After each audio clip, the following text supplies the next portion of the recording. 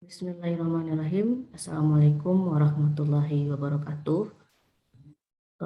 Pada hari ini kita masih membahas fraud dengan materinya adalah profil pelaku, kemudian korban dan perbuatan fraud.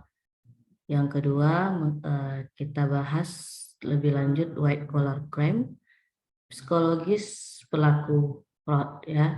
Untuk ketiga materi ini sudah dibahas juga dan disampaikan oleh kelompok penyaji ya. Saya hanya beri tambahan sedikit terkait dengan materi hari ini. Sekarang kita lihat yang pertama, profil pelaku, korban dan fraud. Nah, kalau berbicara profil itu artinya ada tanda-tanda atau ciri-ciri khusus ya mengenai bagaimana seseorang atau si pelaku itu melakukan kecurangan. Nah, dari segi profil itu tidak hanya menunjukkan secara khusus ciri-ciri hanya satu orang, tapi pada umumnya ya yang namanya profil itu bersifat umum, tidak mencirikan itulah ciri khusus dari profil pelaku fraud.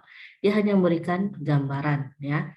Gambaran ini maksudnya hanya gambaran umum tadi yang saya sampaikan dari berbagai ciri dari suatu kelompok orang dengan apakah itu dilihat gambaran dari tentang umurnya, kemudian jenjang pendidikan, kelompok sosial dari kategori kelas atas, menengah bawah atau bahkan kelompok etnis ya. Itu bentuk dari profil pelaku fraud hanya berupa gambaran umum. Dan juga profiling atau profil pelaku fraud itu hanya mengetahui profil saja ya, merupakan upaya dalam mengetahui bagaimana seseorang itu melakukan fraud.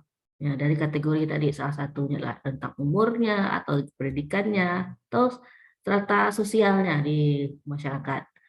Ya, kemudian profil pelaku fraud ini juga mendeteksi mulai dari faktor keturunan ya. Kemudian bentuk tubuh ya dari fisiknya, apakah dari wajahnya kah atau dari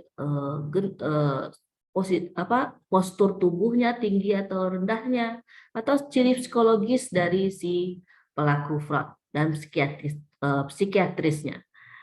Nah, untuk profiling pelaku fraud ini itu hanya bertujuan untuk memudahkan ya auditor investigasi pada bidang fraud untuk menangkap pelaku fraud. Ya, jadi profil ini tujuannya itu adalah untuk memudahkan auditor ya, bagaimana ciri-ciri khusus orang-orang atau pelaku melakukan fraud ya pada umumnya ya.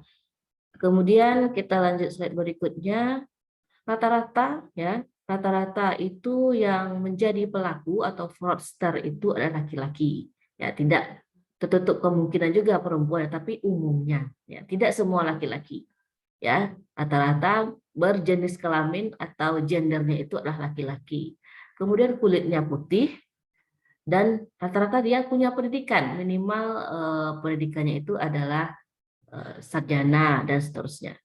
Atau dia sering mengambil resiko atau risk taking ya, mudah sekali mengambil resiko, tidak memperhitungkan apa efek atau pengaruhnya ketika mengambil resiko.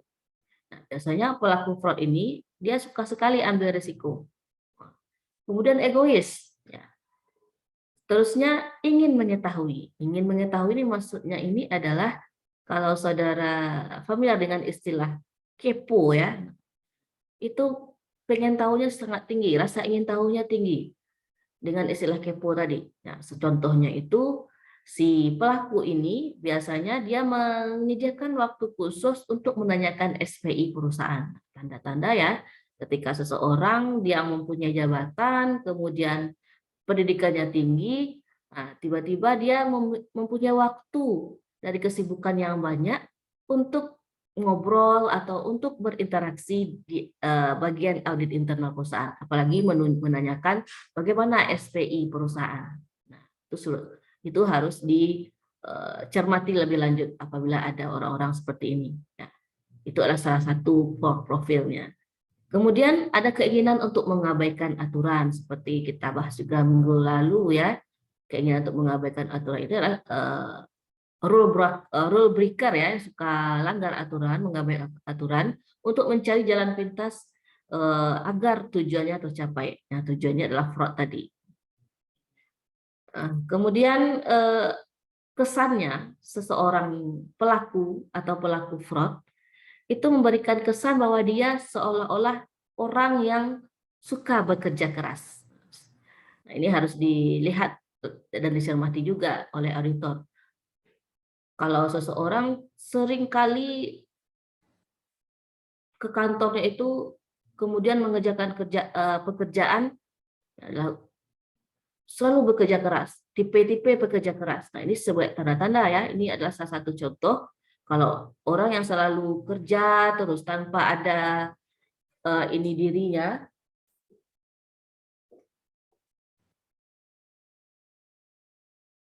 Jadi profil pelaku fraud, orang-orang yang suka memberi kesan bahwa dia pekerja keras, nah ini salah satu profilnya. Ya. Atau dia suka menyendiri. Terkadang orang pergi liburan, ya seperti yang kita bahas minggu lalu, dia nggak mau membagi kerjaannya kepada orang lain. Nah, sendiri terus, lembur sendirian. Nah, ini juga sebagai contoh atau profil dari orang-orang yang melakukan fraud. Atau biasanya si pelaku ini ada motivasi ya, termotivasi ya dengan hadiah yang bersifat materi. Nah, tentu ini menjadi tanda-tanda juga ya pelaku-pelaku yang suka ada dorongan ya dengan hadiah, apalagi ada hubungannya dengan materi. Nah, itu juga termasuk salah satunya. Atau menghamburkan uang-uang secara teratur dan sering mengeluh, suka mengeluh karena diperlakukan tidak adil. Nah, tidak adilnya bagaimana? Ya, kita bahas lagi nanti lebih lanjut.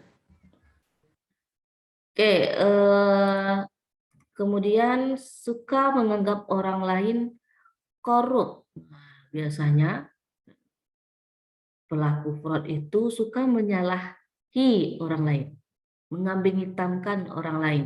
Artinya dia yang sebenarnya pelaku korupsi, tapi dia menganggap orang di sekitarnya itu adalah koruptor atau korupsi, padahal dia juga korup terhadap perusahaan.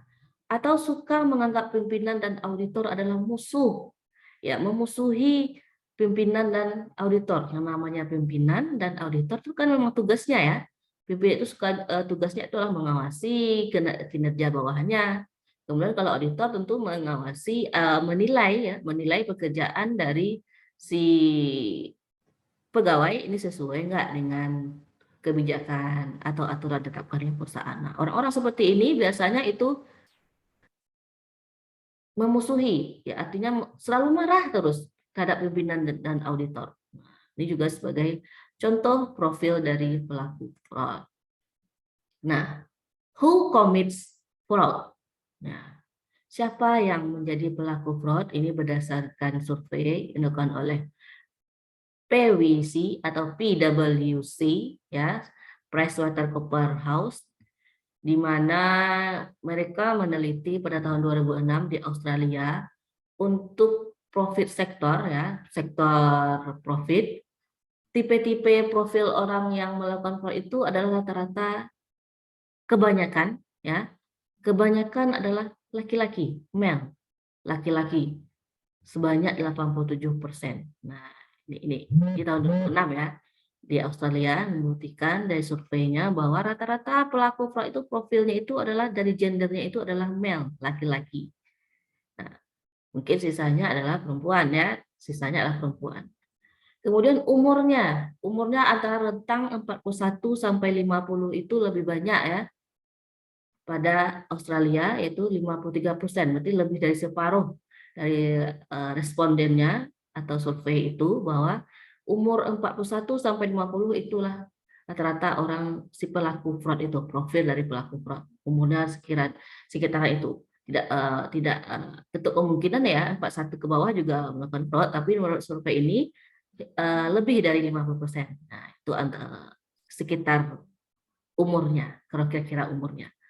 Kemudian dari hasil survei itu juga membuktikan bahwa pendidikan dari pelaku fraud itu adalah hanya tamat SMA ke bawah. Ya, pada saat tahun 2006 ini di Australia, pelaku fraud itu memiliki pendidikan levelnya itu adalah SMA ke bawah, ya, level pendidikannya. Ya, tidak untuk kemungkinan juga ya, 40% ini adalah di atas memiliki titel sarjana. Tapi dari survei ini, pada situasi ini tahun 2006 rata-rata memiliki pendidikan SMA ke bawah. Kemudian KPMG juga melakukan survei bagaimana profil dari pelaku fraud, tipe-tipenya tahun 2006. Itu juga kembali laki-laki atau male ya, male sebagai profil pelaku fraud ya, di mana dengan umur 38 tahun ya melakukan kecurangan sendiri atau melakukan fraud itu sendirian ya, tanpa bantuan dari pihak orang lain atau dia bekerja sama dengan orang lain. Ini menurut survei. Kemudian non-management employee, dia bukan dari bagian dari pegawai perusahaan. Seterusnya, employed for a period of 5 years, ya, dia sudah bekerja rata-rata si pelaku itu rata-rata bekerja 5 tahun, ya, paling lama 5 tahun. Dan hak current position pada saat posisi dia dideteksi fraud itu adalah dia sudah mempunyai atau memiliki jabatan atau menduduki posisi jabatan tersebut paling lama selama 3 tahun pada saat deteksi. Nah, pada saat deteksi bahwa itu fraud ya. Ini profilnya. Kemudian motivated by greed. Termotivasi atas oleh keserakahan. Nah, ini profilnya. Di mana keserakahannya itu adalah misappropriating funds to an average value of 219.707 ya, penyalahgunaan dana dengan perkiraan rata-rata dana yang disalahgunakan dari keserakahannya ini adalah $219.707. Kemudian tipe profilnya dari survei KPMG tahun 2006, detected by agency internal control. Jadi sudah dideteksi oleh SPI-nya atau internal control-nya setelah 12 bulan fraud itu diketahui. Nah, jadi selama fraud itu sudah dideteksi oleh internal control itu 12 bulan setelah fraud itu dilakukan oleh si pelaku. Jadi artinya dalam 1 tahun periode akuntansi barangkali ya, periode keuangan, ini baru diketahui ada fraud yang terjadi pada perusahaan oleh KPMG 2006. Nah, untuk for profit sector ya, pada sektor non profit, nah, BDO melakukan survei bahwa tipe pelaku fraud atau profil pelaku fraud ini kebalikannya ya, dari kalau profit tadi rata-rata laki-laki. Nah, sekarang yang non profit itu perempuan, female 54%. Dengan umur pada awal 40 tahun ya, 40 tahun dimulainya. Kemudian paid non accounting employee ya. Dia bukan bagian dari si perempuan ini atau si pelaku fraud ini, bukan dari bagian dari karyawan keuangan atau bagian akuntansi. Dan hanya 15% yang melakukan fraud sebagai volunteers, artinya dia sendirian ya, hanya 15% sendirian melakukan fraud. Nah, sisanya mungkin bekerja sama dengan temannya atau rekan kerjanya atau pimpinannya ya. Kemudian 89% of reported frauds were are under $50,000. Nah, 84% dilaporkan kecurangan dilakukan oleh si pelaku fraud itu di bawah 50.000. Ini yang non profit. KPMG Fraud Survey tahun 2006 juga menyatakan dari hasil surveinya bahwa 73%, nah ini laporan lebih besar lagi, 73% karyawan melakukan fraud itu sendiri.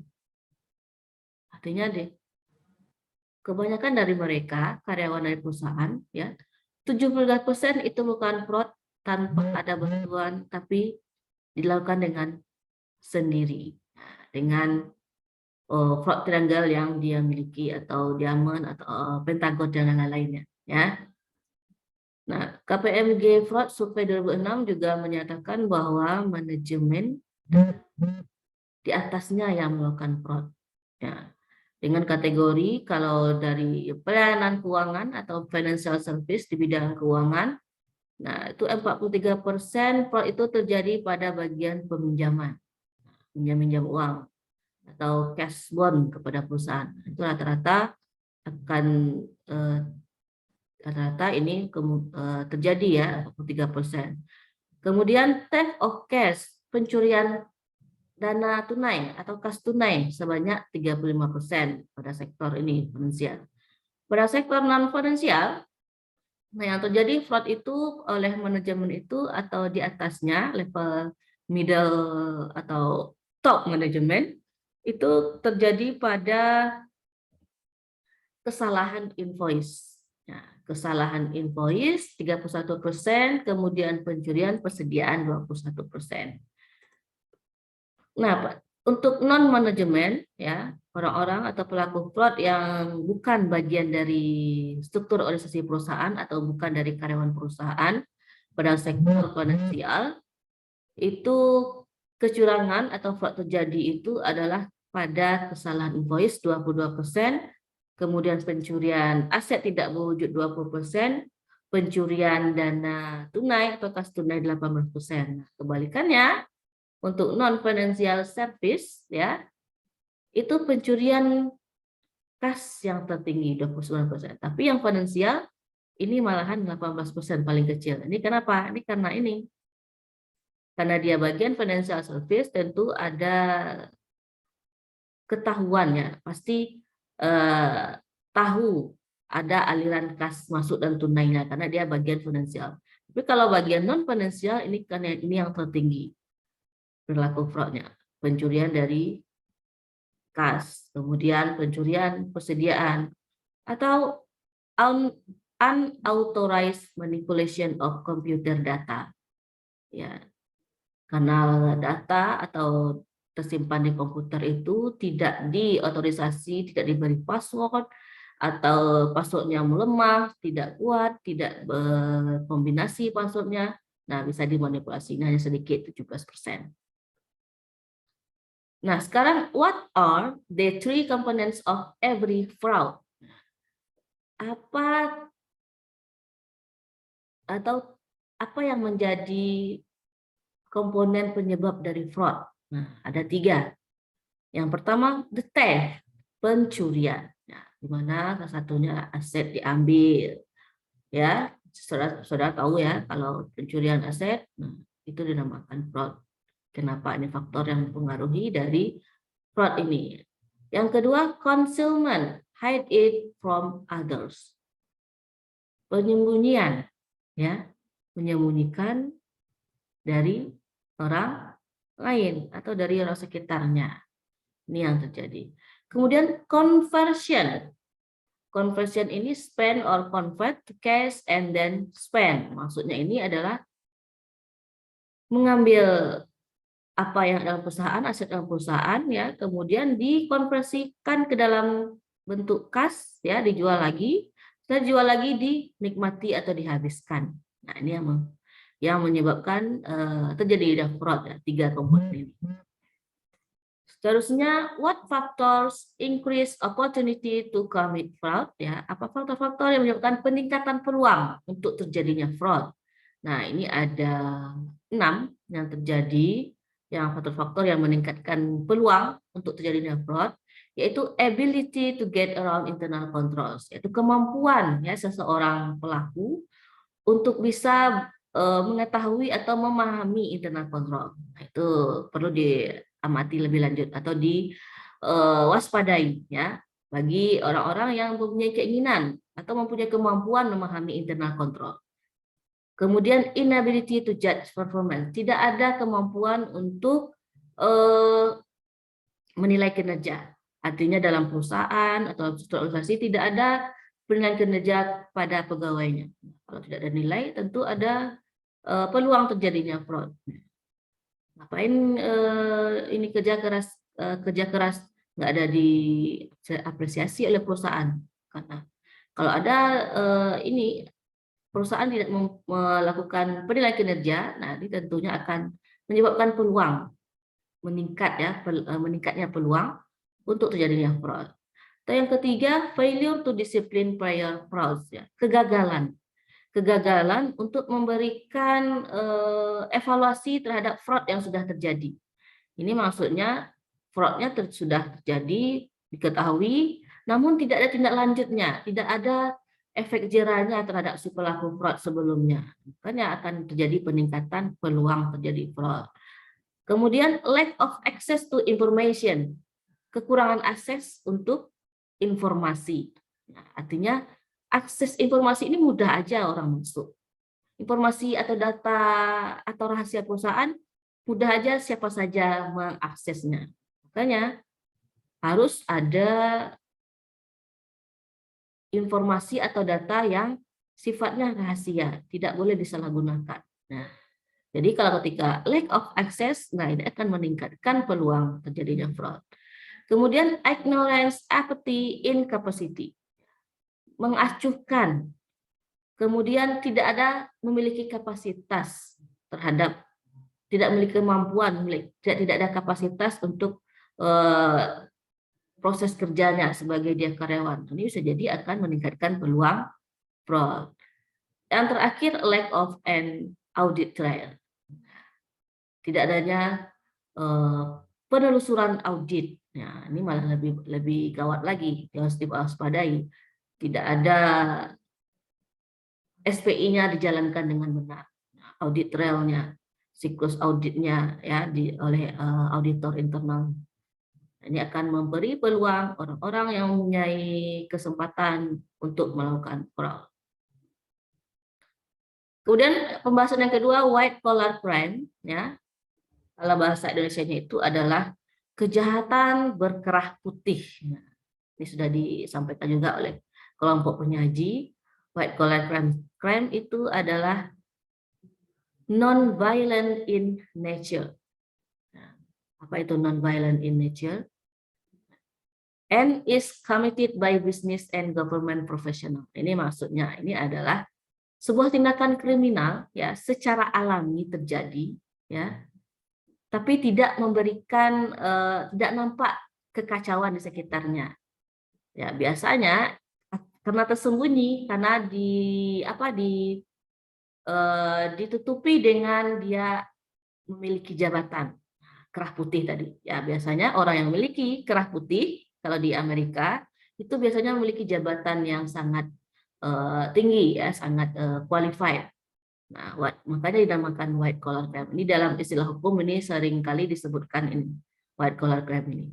Biasanya orang-orang yang memiliki jabatan dan wewenang, nah itu bisa diwaspadai atau dia sebagai pelaku fraud. Dan committed by business and government professional. Dia tergabung dalam perusahaan pimpinan ya, dia adalah pimpinan perusahaan dan juga sebagai pejabat publik, government professional ya, pejabat publik atau pejabat pemerintahan. Itu yang jadi profil dari white collar crime ini. Kemudian biasanya white collar crime ini ya, tentu motivasinya itu adalah keuangan, financially motivated ya, di mana dia nggak mau hilang uang, dia nggak mau kehilangan materi, tapi menginginkan materi. Inilah perlu diwaspadai bagi white collar crime ini. Ya. Orientasinya adalah money, follow the money. Ya, dia mengikuti arus uang, dia mengetahui bagaimana kinerja perusahaan, SPI perusahaan. Nah, tidak mau rugi, tapi menginginkan untung. Ini perlu diwaspadai. Kemudian ada 3 kategori ya orang-orang atau kan ya bukan orang ya, ciri-ciri dari kelompok kecurangan atau fraud ya, kelompok dari fraud, 3 kategori fraud. Yang pertama corporate fraud, yang kedua securities and commodities fraud, yang ketiga money laundering. Ketiganya ini adalah kategori kecurangan pada perusahaan, kemudian pada pasar saham, ya, sekuritas, kemudian money laundering, pencucian uang. Ini akan kita bahas juga di pertemuan selanjutnya. Ya, di mana kategori-kategori tersebut adalah tujuannya itu adalah untuk menipu. Ya. Menipu kalau dia di bagian tadi di bagian apa?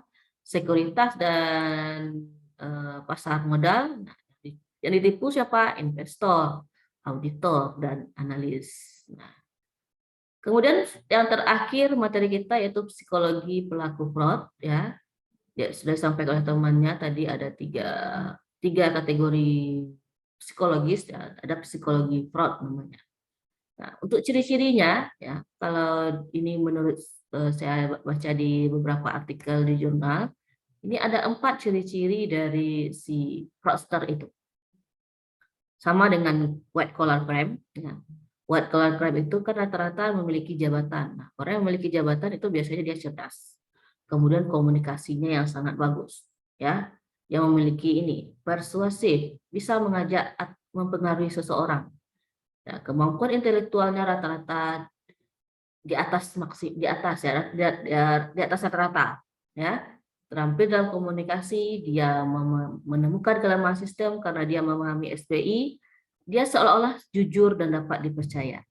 Seolah-olah dia dapat jujur dan dapat dipercaya. Ini perlu dicermati dan diwaspadai.